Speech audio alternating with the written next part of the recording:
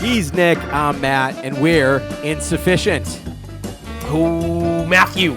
Oh, Nick. Let me tell you what's slowly becoming one of my favorite days of the week. Yeah, give it to me. Worldwide Wednesday, baby. Today's that day. Today's that day. It is that. You know, I should have known. Phish fans in general are just fantastic people. For the most part, some of them really suck, but for the most part, 10 out of 10. But here's the thing, like, Worldwide Wednesdays is a great day, but we're also going to be reviewing Sunday, 4/20/2025, Portland's first taste in decades since 1999. 25 years, motherfuckers. The Moda Center. And damn, did they deliver, Nick. All right, well, let me finish my point. So, Phish fans are great people, and I shouldn't have been as surprised as the people that seem to like to listen to our show are also great people. Awesome people. And Wednesday, we get to just give it right back to you. That's what we love to do. But we're going to actually start off with the show, and then we'll get to the Worldwide Wednesday. 2025. God damn, this shit is so hot. National holiday. What do you, oh, yep, national holiday. Let's just first by saying the show on Saturday, the show on Sunday were pure great Phish. It's why we love them. It's why they keep on impressing us. And then we're going to start out with 46 Days kicking off with fucking authority, dude. 46 days and Nicole ran out. She did. But did. It wasn't for running out of coal though. She ran out. It's a great opener. Thumbs up. 46 days. This motherfucking stretches, deep diving, gooey textures, man, before snapping back and roaring finish, dude. I loved it. It was and great. I like 46 Days. I don't think you do. I kind of like 46. That's better. You kind of like 46 I kind of like days. 46 Days. Nick, I tolerate 46 days. I wish they played other stuff off Undermined. That was Undermined, right? So 46 Days, great song. There are other songs that I wish they played. But hey, going into it, MoMA dance. Nice MoMA. It was a good, smooth, funky. It was a nice Always MoMA. is. You know, nothing crazy, but solid. But then to just segue, right into cities. Bum, ba-dum. And let me tell you something. Portland went nuts. You would think they went nuts. It was like their fucking theme song. The way that somebody yelled "chicken jockey" and then he started playing cities, and everybody lost their goddamn mind. By the way, Paige's shirt. Paige was rocking a nice lion print. Had a whole bunch of lion heads all over it. I love that. Not his first time, and I love that shirt. Paige, call me. Great cities, and then a really nice segue into Plasma. I don't know how I feel. I don't have an opinion on Plasma yet. I like Plasma. It's growing on me. Okay, but I'll give it a thumbs up. Yeah, I like Plasma. It's growing on me. It's a thumbs up. Bouncing around the room, thumbs up. Though, what were we missing there, Nick? This is when I started to see some chinks in the armor. Oh, I thought you were going to say something else. If you don't mind, Mike refused to sing his part at the end of the song. Trey seemed surprised by it. And so he didn't sing that time then once again? He did not. How did that even work then? All of a sudden, Trey just started going, and then Paige came in really quickly. He must have missed it. He must have missed the cue. But I would have thought that eventually he would have worked his way back in. Because I don't know. Maybe he missed not the that cue. hard. But anyways, not a big deal. Still love the bouncing. Into Sigma O. I liked it. In many reviews as a monster. I liked it. This is the first time on our show that I won't have wished that it was the lounge version of Sigma Away. I think it might have been the improvisational peak of the set. Unexpected, but it definitely soared. Should we do the next song? Yeah, we're going to do the next song. It's going to be Run Like an Antelope. What do you think, man? I had to go have sex after listening to this song. I don't know any other way. I mean, yeah, maybe I was by myself, but I had no choice. They did really well. This was so good. I'm not complaining. Koa 1 delivering. Yeah. Koa 1 or Marmar? I don't know. Is that Koa 1? I don't know. No, Koa 1 is several generations after the blonde one. Okay. All right. The blonde one. Yeah. So you got that old school Trey, like I called him lumberjack Trey, where like he's hitting notes and it's like he's sawing through wood, and he laid it out. Fishman, great drop. This is at this point in the show for me. Fishman just put it into another gear, and he never looks back. Yep. I love this is the best I've heard him play in a decade, if not longer.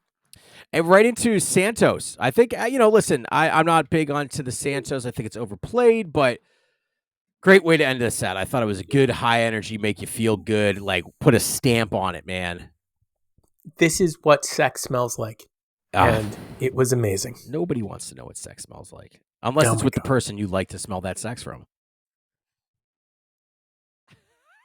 15-minute break. Let me tell you, I didn't last that long. Oh, damn. Set 2, cosmic depth and groove on this bitch. A wave of hope. So I thought you thought that was the name of the song. No. I was like, no, Matthew. It was Wave of Hope. Wave of Hope. I liked it. It did well. Wave of Hope's a great song. Into Twist. Wouldn't twist around that way. Okay, it was good. And then into Sense and Subtle Sounds, and this jam went, man. I love this song. You were going to love this. I love this song. I love the way it starts out as this like carnival-esque. Do-do-do, yeah, I like that. Always like this song. And then, coming in with Everything's Right. Which is a song that has grown on me over the years. It makes me reflect and feel good. Like, listen, man, there's a lot of shit going on in this world, specifically our country, that is everything's just right, effed just up. Hold tight. And sometimes you just need that someone to say that. Tight. And if Trey's telling me and the band's telling me, dude, chill out, everything's right, just hold tight. I'm not sure they always believe that, but they're telling me anyway. They're telling me. And then we're gonna go into Nick's favorite total bust out, Boogie On. Okay. First of all, I love Boogie On, Reggae Woman. Let's talk about all of the millions of times they've played it. I thought this was more of a bust out. It's not. They played it in 2024. 2024, bro. I will say that even though they went into this song in the middle of another song, it felt like maybe they hadn't rehearsed it and, kind of caught everybody by surprise. I thought it did the job, and then a seamless transition into 2001. Fishman really caught on quick. I think those in-ear monitors are working well for them. Trey's just like 2001, and then Fishman. And then here we go. For me, he was hitting, as you call them, ghost notes most of this entire show. I know that you weren't feeling that towards the end of the set, but he was just on top of it. Super jazzy rhythm. Great sound in these places. Okay, I want to talk about that. Yeah, the reverb, the echo, whatever you want to call it. You can hear this kind of sound behind the sound, and it just brings everything together. So when it's called, and they can get this, like when singers sing together in a cappella, they call it an angel tone. And it's a tone when they hit all of the pieces right. It's an overlying tone over the singing. And I think that Phish is hitting, when Phish is on, man, you get the angel tones. And here you go. I've never heard this before, but I couldn't agree with you more. Yes. Boogie On. By the way, you left out the fact that there was a second night in a row of some Santana. Oya como va, motherfucker, and Twist. I really like it. I think it's Trey in his roots. Love sounding like Santana. They also did so gifted. Off to really see great. the Wizard at one point. So that's coming up. That is definitely Trey telling other band members, "You're out to fucking lunch." If I only had a brain and that was in Harry Hood. Yeah, and that means somebody's out to lunch. Yeah, he's like, Mike, you're fucking up. You're off to see the fucking Wizard, bro. Or he's talking about everybody in the audience.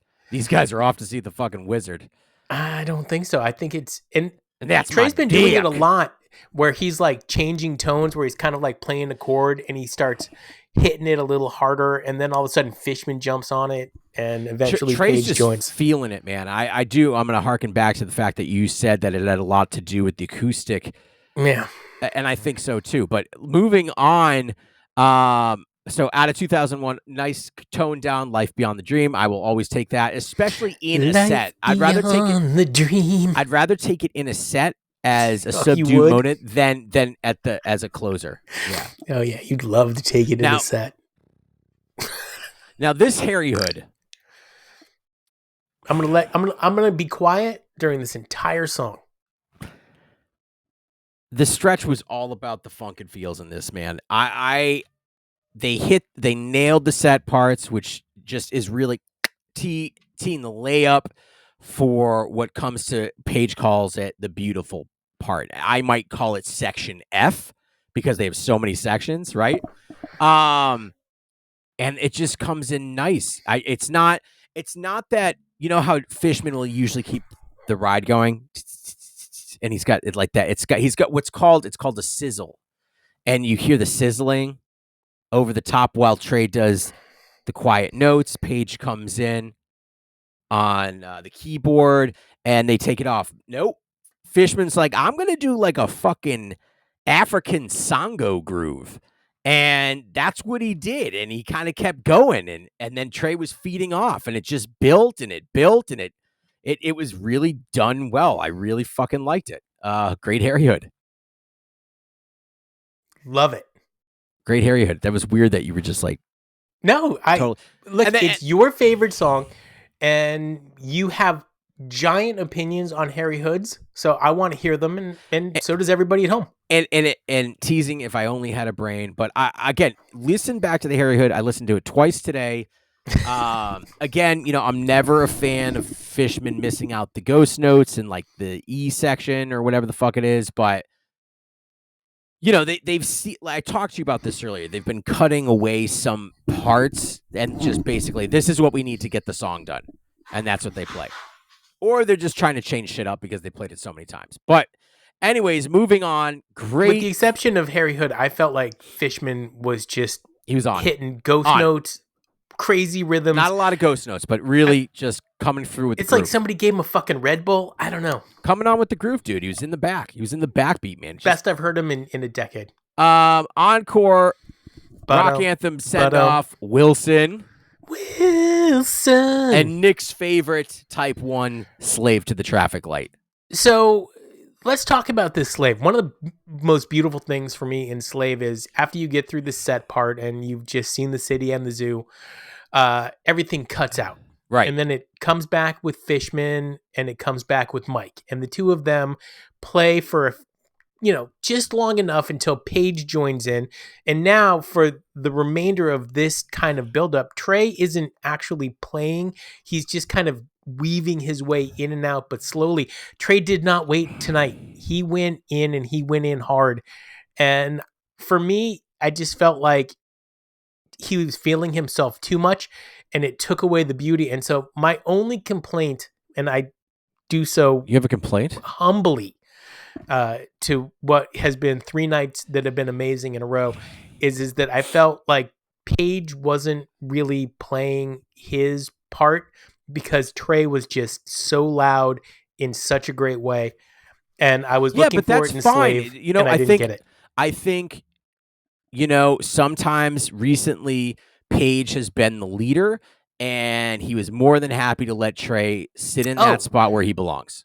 I don't think there was any like riff in the band or any problems from it. I think Trey was fucking slaying with Fishman. But during that one part of Slave to the Traffic, like I wanted that Page Mike duo groove and then to just pull it out. Overall notes to wrap this up. Show flow, strong arc from start to finish. The second set was classic Phish storytelling, baby. Vibes, family reunion level energy, loads of kind wordos and sweet P&W What's spice. Up, wordo?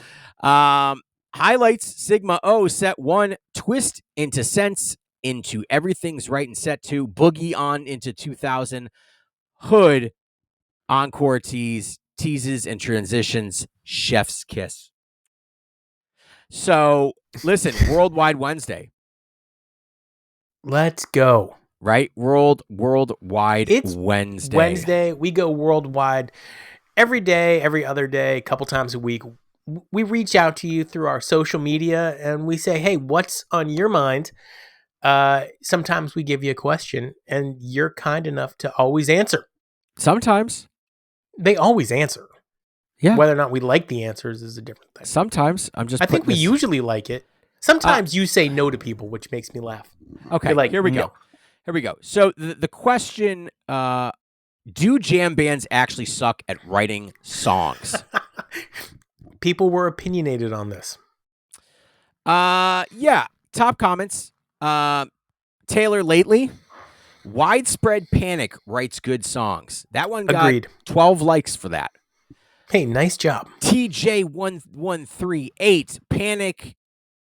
Same Panic person are with fantastic a different screen name. songwriters.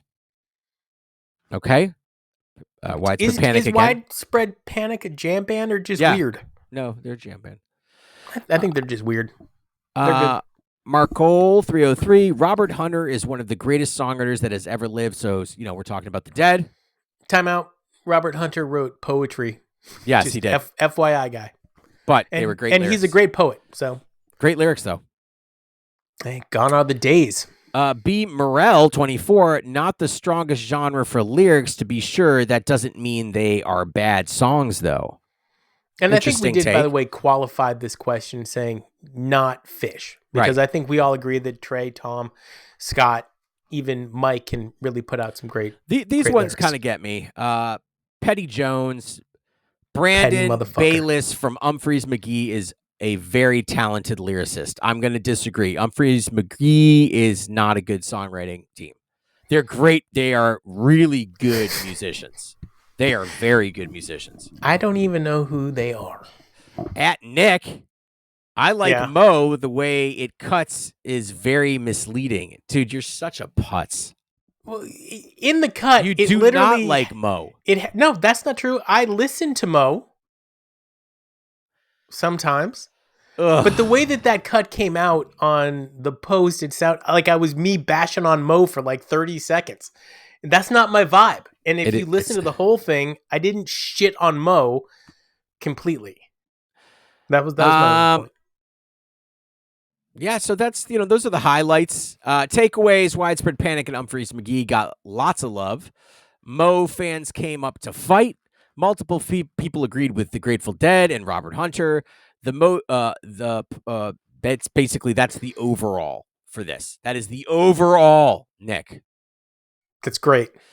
4 band members, 4 random adjectives, and then I have a hot take. Are you doing it, or do I need to give you the words? Hang on. I'll do it. Yes. This is, ladies and gentlemen, boys and girls, children of all ages, please, for the first time, Matthew is going to find 4 random adjectives, and I don't know what they are. This is like as clean, clear, and crisp as it's ever been. Insufficient without a net.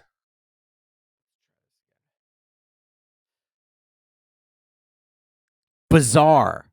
5, 4, 3, 2, 1. Fishman. Yeah, I'm glad that we didn't agree on that. Fishman is bizarre, but nobody's weirder than Mike. Fishman is the most bizarre.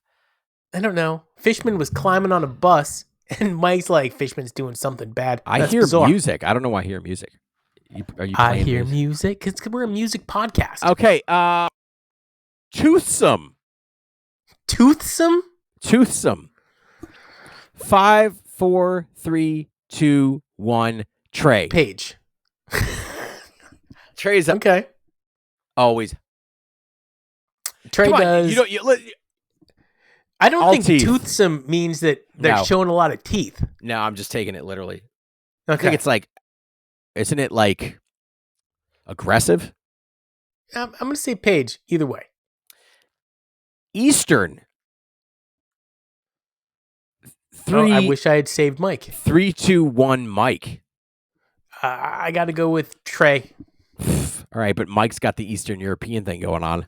By the way, toothsome actually means good looking. So that's Paige, right. So Paige, you win, buddy. I said Trey. Trey's a good looking guy. Yeah, that's fine. I said Trey. Last one. Who do we have left? You've got Paige. I've got Trey. Fanatical. No, we got Fishman. 3, 2, Fishman. 1. Page. That's not bad for your first time leading the segment. It's my first time. I liked it. It was great. It's my first time, Nick. It's my first time. Listen. I do have a hot take. Okay. I'm trying to think about which one I want to do. Oh my God. What? It's not a hot take if you got more than one. A hot take is like something got you hot. Okay, hot take. Okay. What's your hottest prediction for these California runs? Deep bust outs, extended jams, Trey wears board shorts again. Who knows? But that's what I want to know. Here's my hottest take. No debuts. No Phish debuts. Yeah, no debuts, please. No. They did 2 or 3 last year. One of them was Boxer Rain. One of them is What's Going Through Your Mind. Great song. But that's it. He's Matt. I'm Nick. These motherfuckers is insufficient. Worldwide Wednesday. I don't know why I didn't start the music. I would like some fucking debuts, though. Really? I'd like some songs that I've never heard them play before. Lost Boy Yorkie doesn't want to hear What's Going Through Your Mind anymore. Dude, that dude... But he wants to hear Numberline. I like Numberline, too. I like What's Going Through Your Mind. What's going through your mind, bro? So, last night... We're recording this a day early, so technically it's Tuesday. Tuesday night, do you think they played a tweezer? Are they playing? They're playing tonight, right? Yeah, playing tonight. A Tuesday. That's such a weird time. Tuesday San Francisco. tweezer? San Francisco. Got that San Francisco treat. I see a tweezer coming down the pipe. They're I'm going to say no tweezer.